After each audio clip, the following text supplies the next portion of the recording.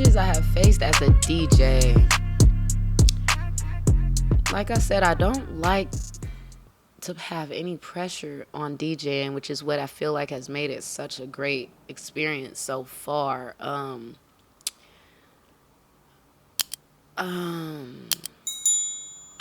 will say I am very, and what DJ isn't, I don't want to say but what DJ isn't super picky about their music, right? I mean, duh.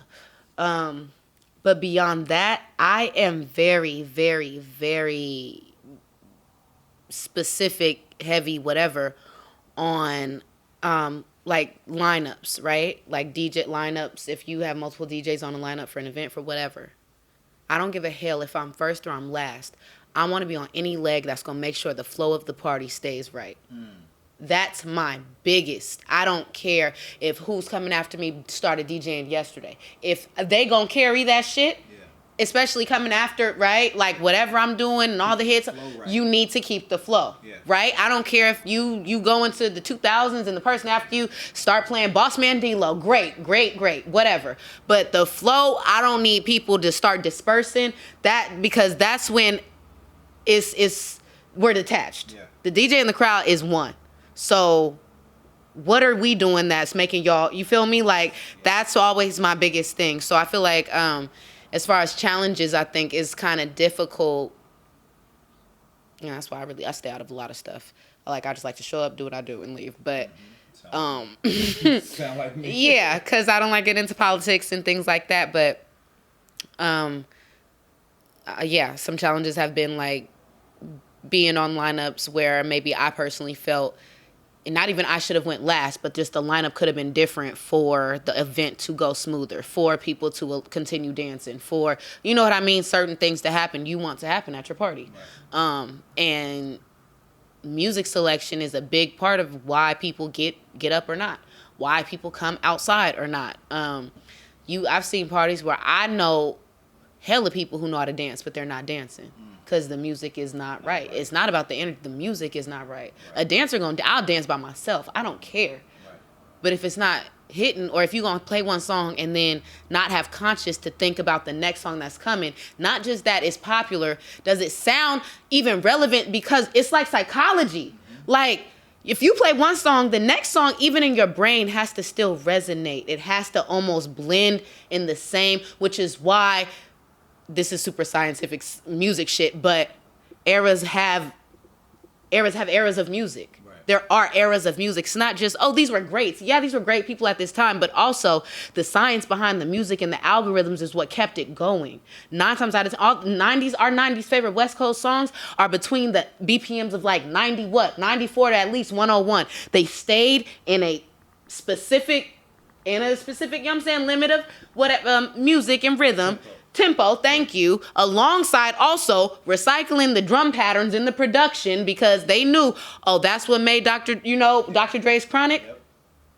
We need to probably add a little bit, subtract that, make sure that stays in there. We got another hit. That's how these hits get got. It's like, it ain't, and it's not negative. It's, listen, Luther Vandross and goddamn George Benson. But you feel what I'm saying? It's the same music, different tweaks, but you have to understand, even in the slightest, the psychology of how the music hits the ear and how it hits the brain and then how it hits the body.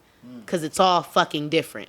All of that comes from dancing and African dancing. Because I swear, Miss Sister Linda didn't play. We learned, like, it was real. You know, it wasn't just dancing. We would be doing movements and she would stop us and be like, do it again. And it wasn't do it again like do it perfect. Feel the rhythm. Do it again. Yeah. You feel it. Yeah. You start to hear this is an up tempo versus a down tempo. You start to hear, this is different than this. Very, right? Like, yeah. So I take all of that into consideration every time I'm DJing, and it's bigger than just me. Yeah. It's y'all. So let me ask you this. Let's say, I don't know if this happens to you, because if anybody have seen her perform, it's a vibe. It's an experience. It really is, right? Real talk. Have you ever been in a situation where everybody, and I've seen this happen, we all have been a part of a DJ playing a song, and then the next song comes on, and you're like, all right, well, I'm going to go sit down. I don't like this song. Yeah. have you been in that situation where you go into the next song and you start seeing the dance floor get, less and less? What did you do in that situation? Definitely. Like you said, I think everybody who hasn't, and it may not have been your song selection, whatever, super different reasons. What I've done, I'm trying to think, because I don't know specifically what I may have done in those moments, but for the most part, I always try, and this is another asterisk, I don't make playlists. I don't have prepared songs. I'm going to just say it outright, y'all. I feel like I'm about to say a confession. I didn't even know you could do preloaded songs. Prepared. Oh, look, prepare. Yeah. Auntie didn't know that, okay? Yeah. So to this day, I don't make playlists. I just go off the vibe for the straight 4 hours, 3 hours, 6 hours. I'm freaking booked. But if I see that it's rocking, I play a song and things start to lessen, I'll either... And it depends how that lesson happens, right? Because you may have some people who's just like, that's not my vibe. Right. But you still got a core amount of people dancing, right? Versus everyone is kind of like, I've never really had it to where it's been a full flip of the switch, right? So I should only speak on like a few people dispersing, right? So what I'll do in that moment is kind of analyze the crowd. Like, okay, well, who's here? Okay, well, who's vibing? Who's really vibing versus who's just, because you could tell people who are just kind of on the dance floor talking versus people who are into the music, I'm waiting on the next song. Those are people you locking in with, because those are the people who are holding energy and are going to gravitate the people who are sitting down. That's what people are sitting down. That's who they're looking at. They're not looking at the person standing up talking on the dance floor. They're looking at the people moving, even if it's one person. So if you see them vibing and you got like I'm Still in Love playing, right? And that's at like 87 BPM. And I changed from I'm Still in Love all the way to Wide Open by Mac Mall. That's at 88. That's a whole different song. It's a whole different demographic. If you went from the Bay, you probably gonna be like, so she just think it's cute to put rap out of nowhere with the Afro beat. No, right? But if the person on the dance floor I know is from the Bay and is lit and is already got an unk vibing, and I throw on Mac Mall, nigga, please. It's a rap. It's a rap. And now I could go into E40, and now I could go into a whole West Coast vibe. You feel me? And now it just kind of goes into that. But also, it depends. Maybe it's just a vibe for that. Because if he is the only one vibing, he might keep energy. But, okay, bet. That's not holding people. Right. Okay, and it's like, you just start to ask yourself questions. Where am I at? What do people want to hear? Okay, maybe I'm around more so African people. I'm never, you feel me? Like, you got to just kind of think, well, let me put on my DeVito. Let me put on my, you feel me, you go with the flow, but analyzing the crowd. That's the main thing. Like, analyzing the crowd. I saw an interview with DJ Jazzy Jeff, and he was talking about the same thing. And it made me feel really good that I was like, I'm on the right path. Yeah. It's very, very you see, but I was like, I felt so confident. And he said that. He was like, you got to lock in. I don't care if it's one person. That one person that's nodding their head, or that one person, or opposite, that one person that's not. Everybody else vibing and they just not. I'm after you. Like, what you mean? No, and it becomes fun. It's not to say cocky, but it becomes fun because it's like, well, you came here to not dance, but you came here to have a good time. The music can't suck because at least 80% of people vibing. Right. What you want?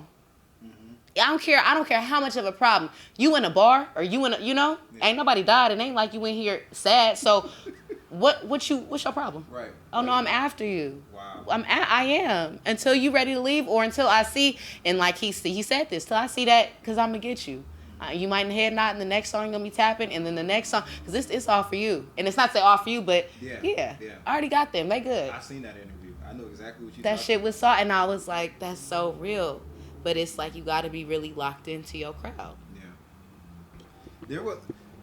There was a video back in the day where there was, I think it was at like some type of festival, and there was this one dude, and he was just dancing wild. I mean, he didn't care about rhythm. It was all feeling. He was just having a good time. And at first people were laughing at him because the dances that he were doing, they were just, you could tell they was on the fly, but he felt it. Next thing you know, another person came and started dancing with him. And then 3 more, then 5, then 10. And next thing you know, that whole section is just going ape shit crazy off of that one guy. So I definitely understand when you say the vibes. Energy. When was the moment that you knew that other people knew how talented you were? Whoa. I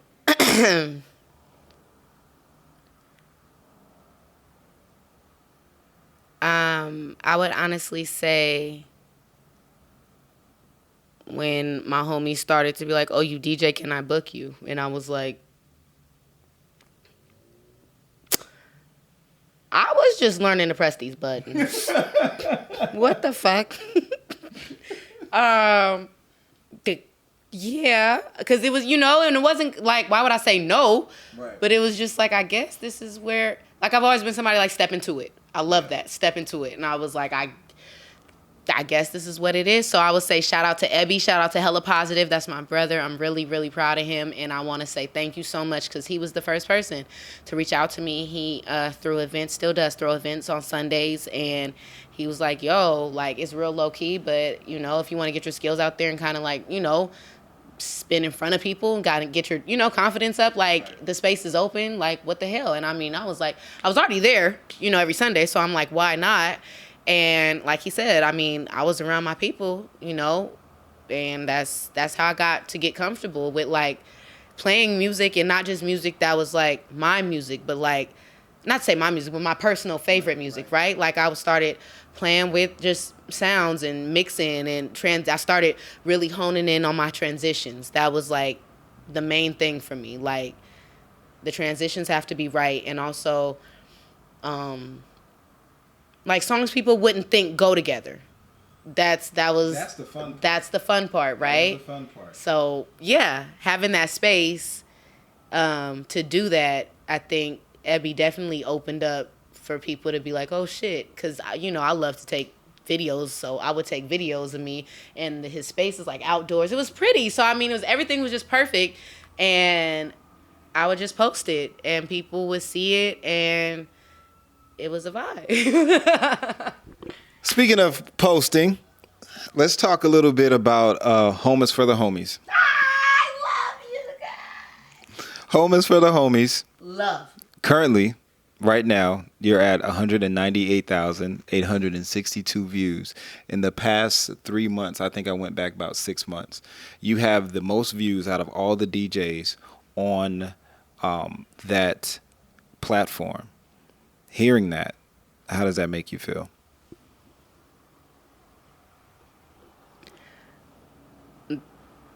That's crazy. First off, Jenna, okay, Jenna c'est quoi?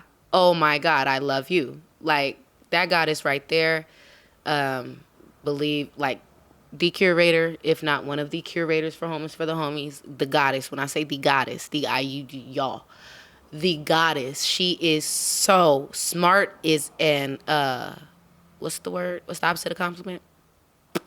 Smart is dumb. Like no, it's like smart would be like, she's not even smart. Is not the word. She's like genius. I mean, she is just outstanding. When she reached out to me to do Homies for the Homies, I'm gonna be honest. Like we met in February. Doing Black Joy Parade. We were put together to DJ the Black Culture Zone. We killed it. I was like, oh my gosh, she's fucking amazing, and she's beautiful, and she's amazing. And then like her music selection is literally gonna take you around the world. Like she will take you to Brazil. She'll take you to Africa. She's phenomenal. So we met each other. We DJed together. Killed that. She reached out to me. She was like, I have this dope ass event / I didn't even fully understand it I'm gonna be super honest. I just knew she wanted me to come and spin, and I'm one of the people that's like, where, when, what do you need? Like, I'll figure the rest out later. I don't know. And she said, yeah, we're gonna have homies come through. It's gonna be an intimate type vibe. They're gonna flow through, and we're gonna have 4 DJs, and you guys will have an hour and like play your shit. Like 1, 2, 3. I'm like, period. I was not.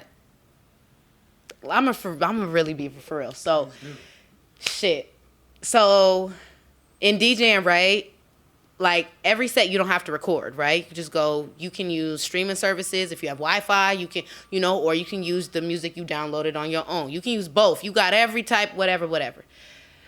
she specifically wanted this set recorded because she said it was going to be for YouTube. This is my first time doing anything like being, recording a set, period, and then recording a set for YouTube. So I'm just, once again, like, I don't like to put stress on myself. I'm like, I know how to record my set, and that's as far as I need. I say that, you know what I mean? But like, bam, that's what I need to do. Record this damn set for an hour.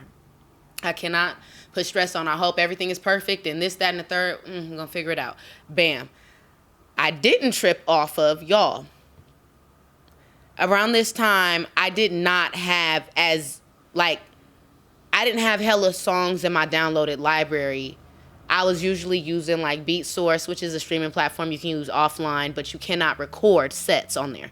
So I had songs. I knew I had songs in my, my library, at least like 4 or 5 hours. The set was only an hour. So I'm like, I have more than enough music. I'm not stressing over that. It's just like, I didn't really prepare, like, wonder what kind of vibe I was cramping. Y'all, you see my outfit, okay? Like, out of all outfits I can put together, y'all to see me wear, I done got the Ross Leonard fucking Skinner shirt on. Yeah. The velour orange pants I had on my Birkenstocks that I took off. Cramping. When I say cramping, I sat in my car for like 30 minutes and smoked and was like, 1 hour, just 1 hour. Like, it was like life was lifing. And I got up there and I was just like, I was like flipping the knob. And she was like, girl, test it, play something. And I was like, okay. And the first song I played was just the first song. She said test.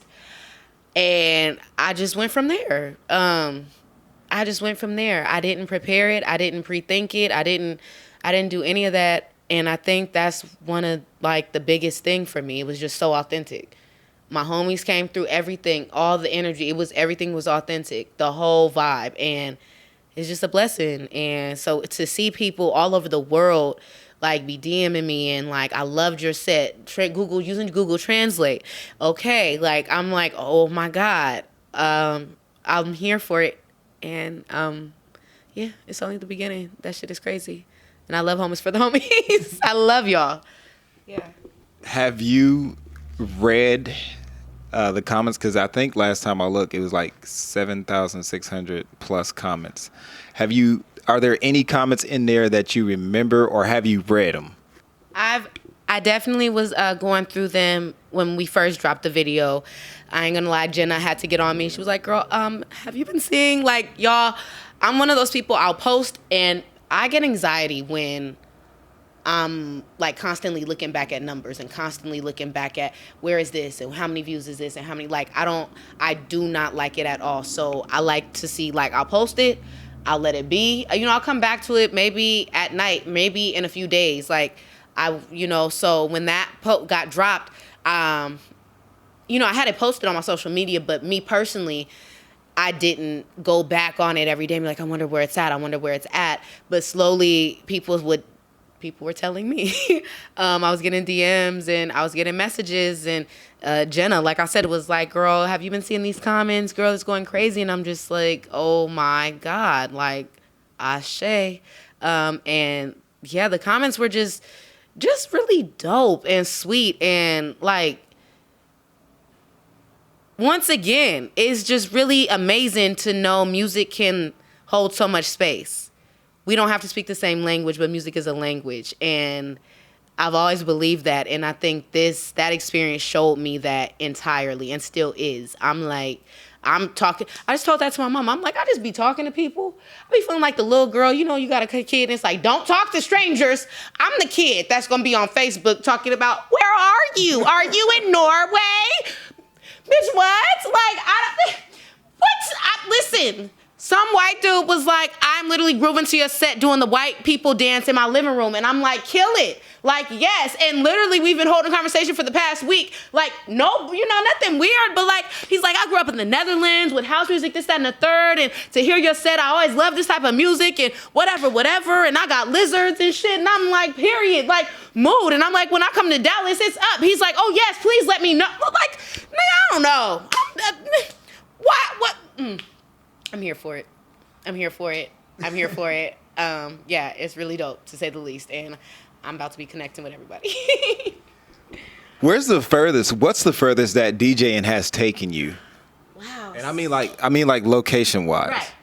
I ain't gonna lie, which is really cool and it's coming up. As of now, though, I have yet to travel outside of California. Las Vegas. I have family in Las Vegas. I'm gonna be there next weekend, but I have yet to be outside of California. I feel it in my soul, and I keep having dreams about New York. I miss New York so much. So it was in my dream last night. I was in New York, and I'm definitely like, New York is coming. I have a homegirl right now in Germany, actually two homegirls, and literally a few days ago, she was like, I'm gonna be out here till November. You have a free place to stay, and I'm just like, ancestors. Yeah. You know, literally, I feel it. Like, I feel it. I was walking Hefe this morning, and that's all that was in my head. Like, you finna go. You finna go. And I'm just like, yeah. Yeah. So, yeah. Yeah. So Vegas, are you going to DJ there? Yes. Is this going to be your first time there? It's going to be my first time DJing, but it's for my uncle's birthday party. So let me say this real quick. To people that don't know, that did not grow up in California, Vegas is still like California to us. All right, so don't come for her in the comments. Vegas is still like California to us. Yeah. All right, yeah, we know it's a whole nother state. Yeah. That's why I said but for us, it's still California. Yeah. When you're not DJing, what type of activities does DJ Blackwoman like to do? Y'all, I done got the nickname Auntie Mary from two of my exes. And this now, I will say exes on these folks. They didn't know each other at all. And when I say I heard the second person to call me Auntie Mary, I was like, that's I guess, you're right. Yeah. Y'all, because I feel like, not even feel like I do. I work physically, I work a lot. Mentally, I think a lot. I'm moving a lot. Everything between waking up and working out and hair and doing DJing and working on real estate, just doing everything. When I'm not, I enjoy roller skating. I've been roller skating since I was 15. I enjoy chilling, even though it's hard for me not to do nothing. But heavy sports. That's a real therapy for me. Like, I watch sports. Like, I'm like the sit on my daddy's lap girl and watch ESPN. Like, I was that girl. And still, no. I watch sports. I don't care if I even know about it. It's just so soothing. I can get with it. I don't have to watch it, and I can still keep up with it. It's not my life, but it's still entertaining. Like, it's such a balance for me. And then always being into sports, like, I enjoy seeing people go after it. So I watch sports. I like going to sports, and I'm big in comedy. Like, I love comedy. So I live at Tommy T's, or I live like I heard me say I'm taking my parents to see D-Ray. Live. So between that, I be super low key. I feel like everybody says that. But yeah, for me to be a DJ, like, I'm not clubby. I don't like going to clubs. Honestly, I've never in my life paid to go to a club or something like that. I've never. I don't like it. I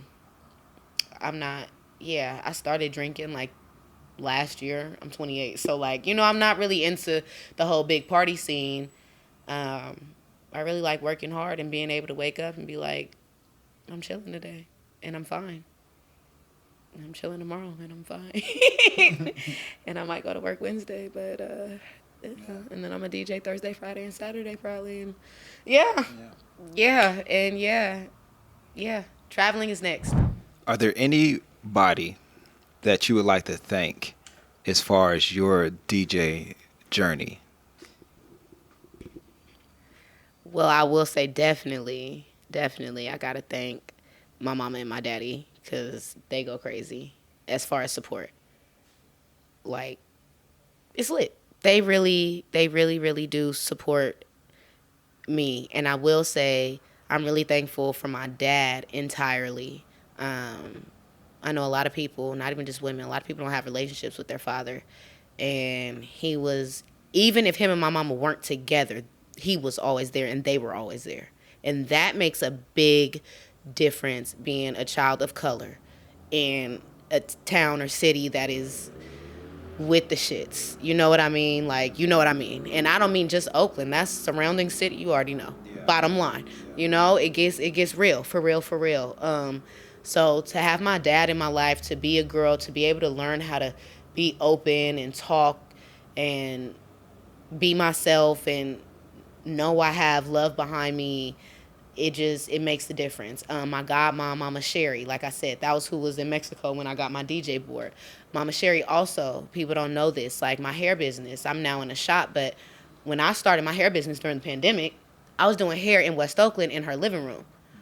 2 years straight. Like, with Hefe. Hefe was a puppy. I feel like I got a son. Hefe was a puppy. So I had a German Shepherd. She got a pit bull and then 2 little dogs. She had her massage business in there as well. Like, straight just go do it. We'll figure it out. You know, like, it was just, and that's the village I come from, though. Like, we'll figure it out. Oh, they need to sleep over. We got room. I don't care if you got a corner. You know what I mean? Like, the stress, I just don't understand stress. Life is already going to come with it. You know, like, your village is really your village, and center yourself around that. So, you know, yeah, like, my elders really, they give me life and space to do what I'm supposed to do. And then black man, period. Even if we're not together, black man for sure. Like, that man is saucy as hell. And he definitely, there would not be, for, like, it might have been DJ whomever else. It would not have been DJ Blackwoman. It would not have been DJ Blackwoman. And for it to be so fitting and for me to feel so comfortable, and like you said, because that's real.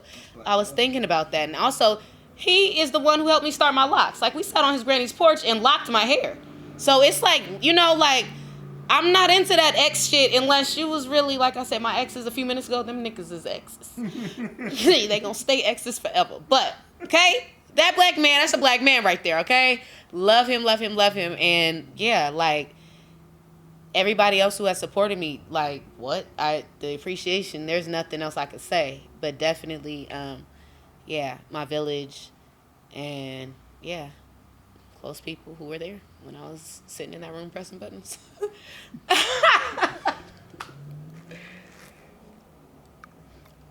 What would you want people to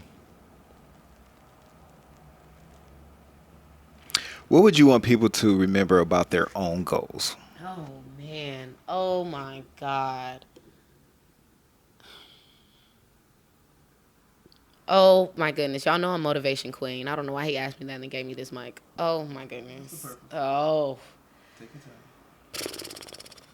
time. People's own goals. First, I would say be present in your own goals. Like, we get so caught up in the sayings and phrases and go be great and do this and do that and don't really think about what that means. Like, being present in your own goal. When I was 3 years old, I knew I wanted to model. What did I do? I asked a girl in high school how she got into modeling. I figured out how to get headshots. I got into Facebook groups. I don't have answers, but I know I'm pushing. Be present in your goals. Long story short, got with an agency. Working with Banana Public, working with Stephen Kirk. Like, bam, bam, this is all, I don't have, this, you know, off of your own actions, being present. Speaking it into existence. It's harder than it seems. It's harder than it seems. It's one thing to say, oh my God, I want a big house. Go deeper. I want a mansion. Go deeper. You know, like, it starts to get vague very quick. Like, what do you really want? You want a big house? Do you also want that $7,000 mortgage? Where you living at? Where you deeper questions, right? Speaking it into existence, not just being vague with, oh, I'm gonna be rich and take care of my family. How? And that's not negative. I mean, how? Yeah. Well, I'm gonna go do, right? Mm-hmm. And also not having limits. I think that's big. And I think we hear that too so much, and it goes over our heads more times than not. Yeah, I feel like we are so, this is definitely something I learned in homeschool. Answering a either or question when the answer doesn't have to be either or. You gotta expound on that. Yo. You go ahead, because you on something. I feel like maybe it's American society. Like I said, I was raised in a very African-centered environment. Shoot for the moon. If somebody asks you, and this is just psychology too, but if somebody asks you, you want apples or oranges, and they got both in front of you, what's the problem with saying, can I have both? Right. We're so conditioned to say you either get, unless that is what, you know what I'm saying, the rules are or whatever the parameters are. But if no one has set parameters on something, right, you are now choosing to set a parameter on yourself for no reason. I'm not, that's crazy. You know, it's like going after your goals. People, I've been asked this question twice this week. Do you like hair, DJing more? You know, or what do you see yourself doing more? And I was having this conversation with the client, and I was like, why can't I do both, you know? And he was to the point like, I mean, you know, like, I feel like, keyword, I feel like, not y'all heard, I is him, right? You asking me a question about my life. You feel like what? Go ahead, though.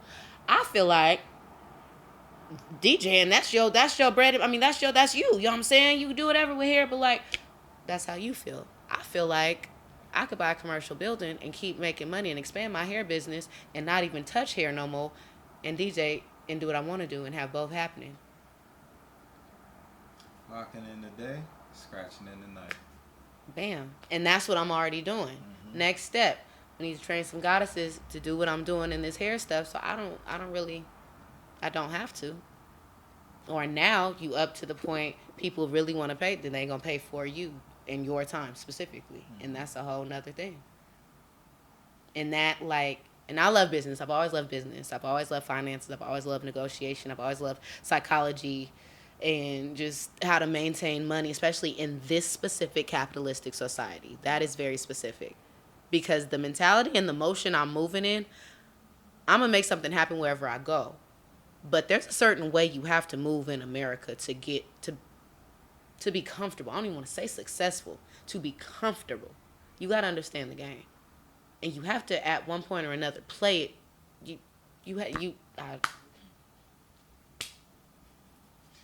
Yes. So yes. Ladies and gentlemen, this has been DJ Blackwoman. Make sure that you follow her on her social media. And thanks for tuning in. Anything that you want to say before we just turn these cameras off? Thank y'all for listening to me. I'm a fool. Follow me. I'm about to be out of California and we are soon to be traveling. I thank y'all for supporting me. Go watch the YouTube video if you haven't. Home is for the homies with DJ Blackwoman. There's so much more to come. Like, yes. Bye. Hey.